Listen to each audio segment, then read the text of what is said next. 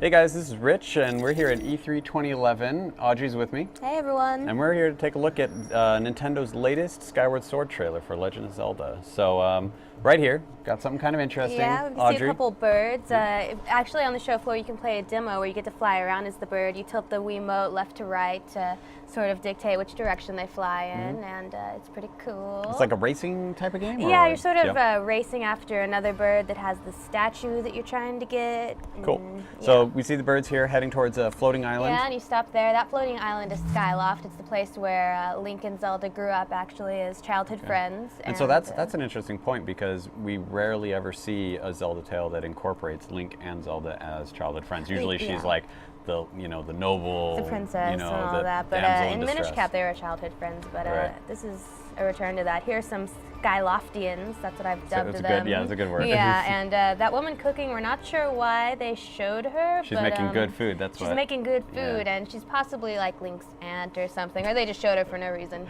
Who knows? What she's cooking is important. What she got cooking, we shall find out. So, again, major feature of Skyloft. You got this big sort of statue thing. And one thing we do know that we've heard during the E3 presentations we've seen is that there's some sort of like guardians, and there's some guardian there's characters heavy in emphasis the game. on like distinct races and distinct regions. I mean, we've seen that before, but it seems even more so this time. And they're bringing a lot of new races, as you'll see later in the trailer, into this game. So we can only assume that this is one of the guardians of Skyloft or one past royalty or something. Here's a critical detail. Critical detail. Rich made fun of me when I pointed this out, but we can see that he has red earrings instead of blue. But that's important, actually, because like in a minute, and later on you'll see why this is significant. So let's jump ahead a little bit here, and then we got Zelda. Here's our first glimpse of Zelda in this game. I've actually seen some cutscenes from the game, and you can tell that she's a lot sillier, a lot more carefree. This isn't the Zelda from Twilight Princess. This had sort of a very somber life. Like Ocarina of Time, she's all like worried about things. She's just like brings bad news, but here she's happy. And you can see her facial features are a little more rounded, kind of like the original concept art from the first few games. Still got them pointy ears though. Yeah, not the sharp features from the new games, but yeah, the pointy ears are still there. There's the Dragon Duck. Yeah, Dragon Duck is what we're calling it. Yeah. Then you can see, Link over here again, like a lot of Zelda games, not starting off with his traditional like little pointy hat and everything. Yeah, he doesn't have the green tunic yet. You can see he's got a sword on his back. Yep. It doesn't have the blue hilt, so it's not the Master Sword. Yeah. It's probably just the starting Link has sword. the worst fashion sense ever, though. Look at that. What is that? I don't even know what he's wearing. Totally he's wearing a blanket around his waist. Whatever. Dragon Duck. Dragon Duck friend. And then here, this is actually the game that we demoed on the show floor, where you can sort of run and jump off the edge and jump onto one of these bad boy birds and fly them around. Nice. And then again you see Link and Zelda bonding here, and actually I guess you saw a cutscene, right, where he has to actually kind of save her because she's falling or something like that? Yeah, no, she just sort of jumps off and jumps into his arms, and it seems like they're getting pretty cozy, but they're just friends. They cleared that up for us. All right, so then here you got kind of the big plot point of the game. Big surprise, big scoop, Zelda gets kidnapped. Yeah, what? By a giant whale. Look at that thing. This is the evil version of Shamu got the pissed Windfish off. from Link's Awakening. Oh, no, not really. I'm saying it's Shamu. You go with Windfish, I'll go with Shamu. We'll do that. All right. So then... Oh, and here, oh my god, his earrings are blue now. Yeah, so what's going on? Clearly Link got on some drugs in the aftermath of Zelda's kidnapping. He's tripping out, and then like, the rest of the game just takes place in his twisted up mind. I'm going to get a call from Nintendo on this. All right, so this thing's important. This is actually the first, this is like the first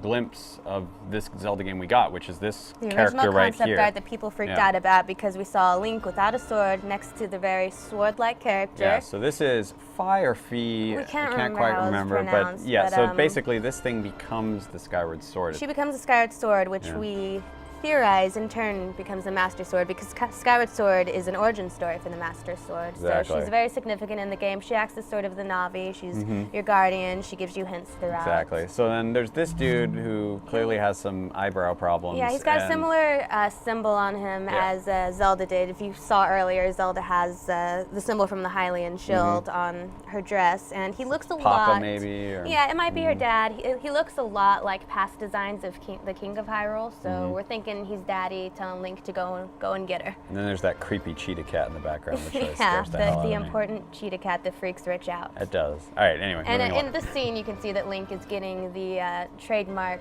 green tunic. Yes, pants this time, too. He's got the pants, the good. big puffy pants, Yep. and he got chainmail yep. for the first time. Every time his design evolves a little bit, so anyway, we can keep moving along.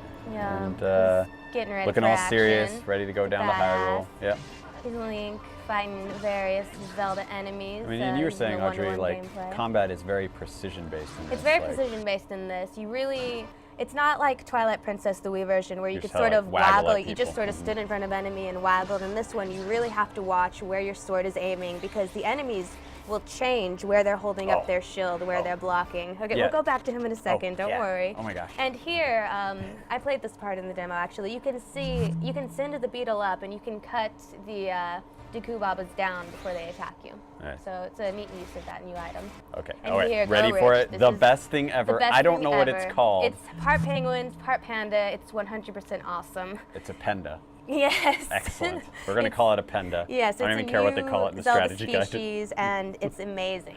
Yeah, so I mean, again, like we were saying earlier, heavy emphasis on species. Yeah, he looks sort of similar to like a species that would be in Wind Waker or something like that. Yeah. But we're excited to see what this little guy actually, does. while we're totally in love with Panda, the thing to notice on the left is Link's shield. We've never seen a shield like this before. It's got a symbol on it. It looks sort of like a bird. Yeah, bird claw maybe. A bird claw on it, but we don't know where he got that shield or what that symbol is. We've seen him have wooden shields in the past, but this seems very distinct. He usually starts off with a wooden shield, but this one is distinct. But then he's also in his full like Link garb too, which is interesting that he's that far, you know, sort of like accepted the quest, but he's still, and if you look at his sword, it's a little different than the sword that he started with. So either that's the Skyward Sword that he's already gotten that maybe becomes the Master Sword, or he just has a bunch of different weapons in this game, which would be cool too. So again, more precision attacks there, just nailing off the heads. He looks a lot like a Gleeok, that dragon, three-headed dragon from the original game. Yeah. It's probably just a coincidence, but it looks a lot like him. Yeah, and then we got some of the fire temple stuff that we've seen in the past, and here's cool. This is cool. You hit the switch, and it sort of brings color to this game, and it's interesting. Wouldn't it be funny if it actually didn't do anything except for it just made it colorful, and then you just move along? The pretty button. But it's interesting. In the round table, we talked about, or Miyamoto discussed that there's sort of less of an emphasis on dungeons in this game. You're going to be sort of revisiting areas, and there's going to be new puzzles and things to explore. So like the overworld itself kind of is a dungeon. Exactly. So in a sense, that looks like what we're seeing here is where you do something that changes the environment, and you can interact with it in a whole new way. Yeah. And here's the spider lava rock monster. We're really good at names. Yeah. moving right along. Another race here. These guys are actually, they live near this volcano thing, which I presumably might be that fire temple type thing. Yeah, we've seen during in the round table, we saw some more footage of them. They're really kind of funny, snarky guys. They seem like they're going to play some sort of role in the story, but we don't know what it is yet. Yeah, keep and going. This is during the volcano level. Yeah, and then we got, so this actually is kind of cool. So first, it looks like you can ride the bird. Maybe it's kind of this game's version of the horse, basically. It lets you kind of traverse this upper area. I wonder if you'll have the bird when you're in Skyloft and maybe Epona when you're in Hyrule. That could be kind of cool. And so you can see like little islands off in the distance, so it seems kind of like you'll be able to travel to these sorts of things and like find maybe some Skyloft isn't the secrets only and stuff. island in the sky. It's like one and there, down there, you can see there's this big hole in the clouds down there, and later you'll see that he actually jumps off of his bird down there. So we're thinking this is the area where he jumps down to Hyrule below, because we know that he goes to Hyrule from Skyloft. Yeah, it's back like and corrupted forth. and he has to like save it. Exactly. So, this bad boy. Here we have Girahim. He's the new baddie. We still assume that Ganon's going to be the main bad guy, but that's way of a stretch, Audrey. I mean, come on, Ganon in a Zelda game. Yeah, what? He's only a third of the Triforce. Anyway, so you fought this guy, right? Yeah, I fought this guy in the demo, and he's really cool. You have to really be on your guard to beat this guy. He's a lot different from Ganon. He's very theatrical. He's got this sort of, you can't see it in here, he's got this sort of tongue business going on. Okay, and that's creepy. It is creepy. And there's a big emphasis on swordplay though, right? I mean, there's a huge emphasis on swordplay. You have to they almost anticipate where you're going to strike, and they try and block your attacks. So Really you really have to find their weakness and exploit it before they change up what they're doing. Cool. And we originally thought that that guy was Vati, but it turns out that he isn't. He's not. So, Excellent. and it's interesting. People have brought this up before. He looks a lot like the Gilded. He has the pattern on him, like from the Gilded Sword in Majora's Mask. But we originally thought that there couldn't be any correlation because the Gilded Sword is only supposed to be in the Majora's Mask sort of dimension. But cool. yeah, you never know. Maybe All they're right. bringing this together. Well, we're going to get you a bunch more Skyward Sword impressions in the near future, and stay tuned to IGN.com for more. Bye.